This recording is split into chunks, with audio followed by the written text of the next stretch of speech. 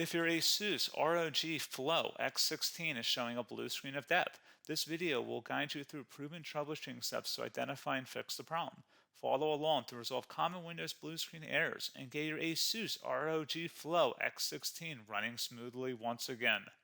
So while you're performing updates, you're getting an IRQR not less or equal message, K-mode exception not handled, kernel data in page error, a lot of errors pertain to this problem, and we're going to go ahead and jump into what should hopefully be a pretty straightforward process, guys, and we're going to go ahead and jump right into it. So first thing I'd recommend doing would be to actually go ahead and boot to the troubleshooting utility on Windows 11. So if you do a hard power off 3 times in a row, Windows should automatically attempt to launch the starter prepare utility. And if it doesn't find anything, it will give you the option to select advanced settings, in which case it will take you to a screen that looks like this. Now, if it does not take you to a screen that looks like this, or you're unable to get to that, you can also download the Windows 10 Media Creation Utility, or Windows 11. They probably will make a creation utility for Windows 11 at some point. And it doesn't really matter, you can actually run the Windows 10 utility on Windows 11 as far as I'm aware. And you should be able to run the troubleshooting utilities built in within it. So you just would go ahead and download it to an ISO file and then burn it to a DVD or USB. It'd have to be about 4 gigabytes or more. It couldn't be a small USB flash drive, and it couldn't be a CD. It'd have to be a DVD. And then you'd boot your computer from it. So depending on the computer manufacturer, you'd have to tap a different key on your keyboard in order to launch that menu, in order to select what boot drive you want to go off of. So it could be anything between the escape key, F2, F8, F12, for example, and those are the function keys on the top of your keyboard. So you may have to just do a little bit of trial and error. Shouldn't take you more than a couple minutes. Googling it would probably be best before you even begin. But anyway, we're ready to go ahead and jump right into it.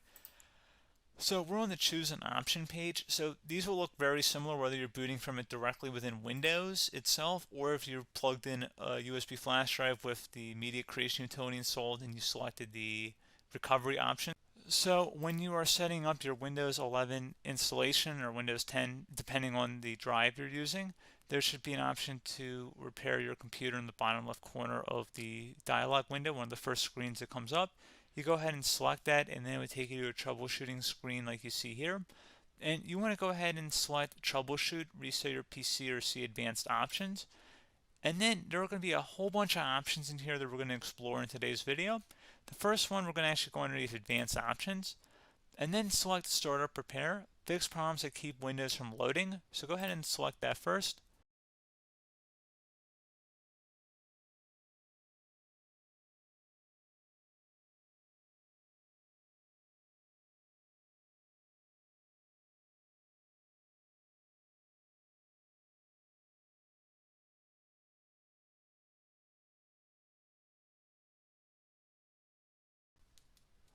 Okay, so you can see it could not repair our PC.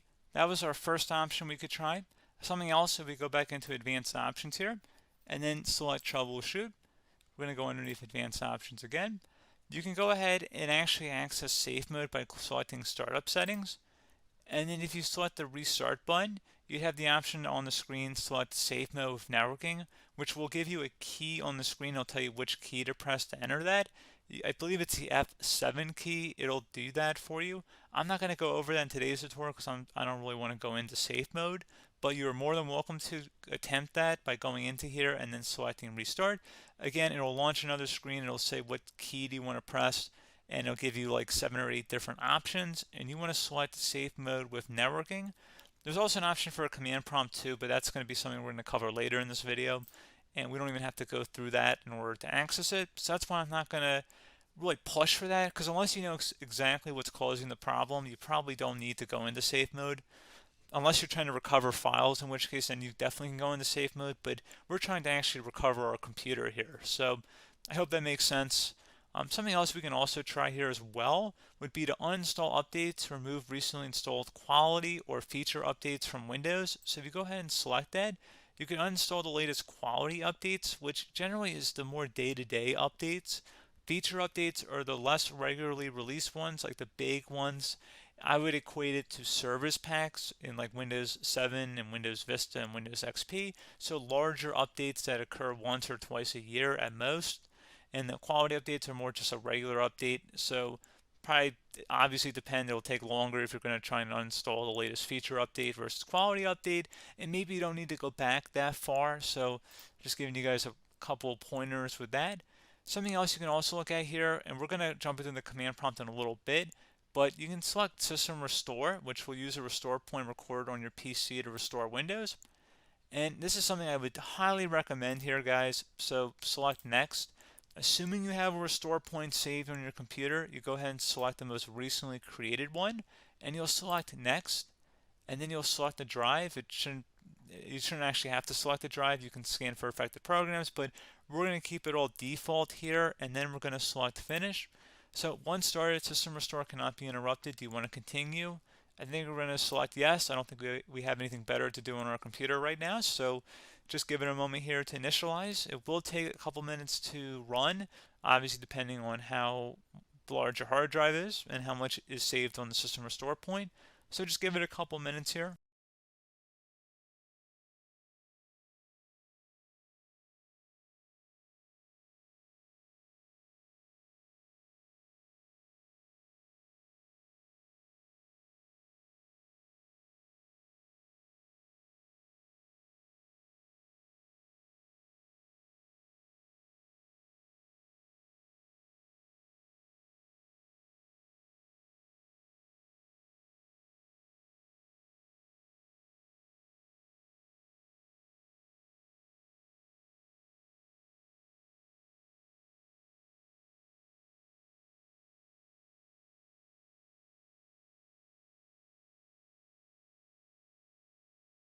Okay, so you can see System Restore completed successfully. The system has been restored. Your documents have not been affected. Click the Restart button to restart your computer. Go ahead and select Restart.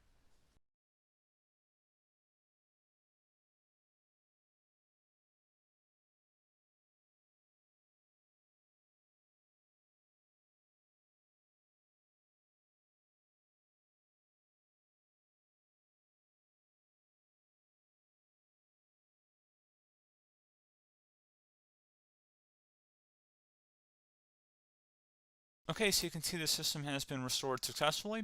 We're going to go over a couple different methods in addition to that if that did not work. So I'm just going to pause the video and we're going to start back up back on the recovery screen that we started with. Okay, so a couple other things we can try here too. If you go back into Troubleshoot, you can select Reset Your PC, let you choose to keep or remove your personal files and then reinstalls Windows. You can select to keep my files, which will remove apps and settings but keeps your personal files. You can also select Remove Everything, which will remove all of your personal files, apps, and settings. So this is more of a factory reset, the second option here. First option, it should not delete all of your personal files. However, it will pretty much clear most of your programs, and keep in mind, there's no guarantee that your information, number one, is even still available and easily recoverable on your computer to the point that you actually would be able to recover anything. And the second point is that there's always a chance that it won't actually recover and it will just do a factory reset anyway. So there's no guarantee that actually would keep your files anyway. So I would recommend trying to get a recovery tool and backing that up first before selecting it anyway. But again, those are a couple different options. And then something else you can try here if you go back to the choose an option. Another option, if you go underneath choose an option and select troubleshoot, advanced options, and now select where it says command prompt. Okay, so the first thing we should do is type our main hard drive here. In most cases, it should be the C drive. So you just do a C colon and then hit enter on your keyboard. So once you're underneath the C drive, we're going to type in dir and then hit enter on your keyboard. It should have program files, users, and Windows all in there. That's how you know you're in the right directory.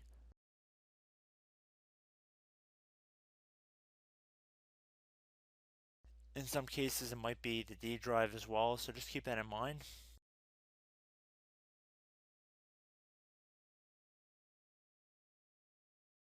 Next thing we're going to do is type in cd space / Windows / system 32 / config, and then you're going to hit enter on your keyboard.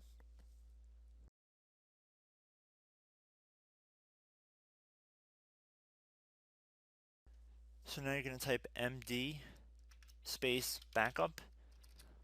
If you've seen other tutorials, it might also say to put down MD backup. That's because the backup name is pretty common when you want to back something up. So you can name this whatever you want, doesn't have to be backup. So if you've already made a backup folder in the past, you could do backup 1, for example. So once you're done setting the name you want the backup to be called, hit enter on your keyboard again.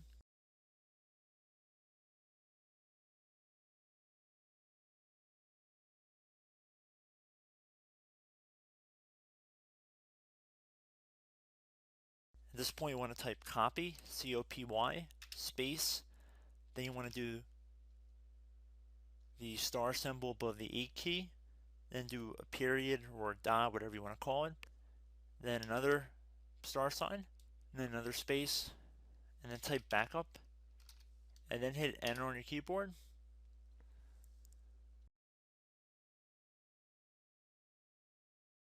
Now you want to type CD reg back, R-E-G-B-A-C-K, and then hit enter on your keyboard.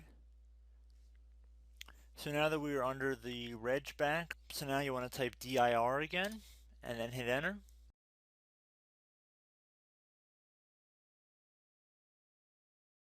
So now at this point we're going to type copy again. So copy, space, star sign, dot, another star sign, space, and then 2 dots.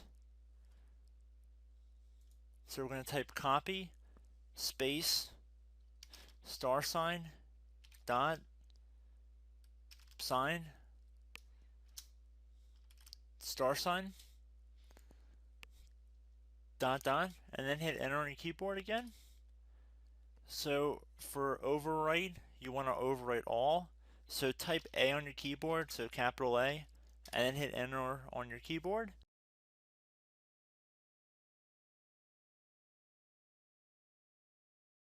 So at this point you should be good to go. You can close out of the command prompt window, and if you accidentally continue to Windows 10 you should be all set.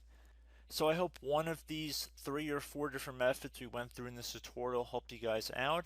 Again, I'm not sure if you guys heard me earlier, but try to go back into your safe mode if possible and uninstall any programs you know might be conflicting with the Windows startup if you can get into safe mode. So just keep that in mind. Something very simple like that could be blocking up everything. So again, I hope this tutorial helped you guys out, and I will catch you in the next tutorial. Goodbye.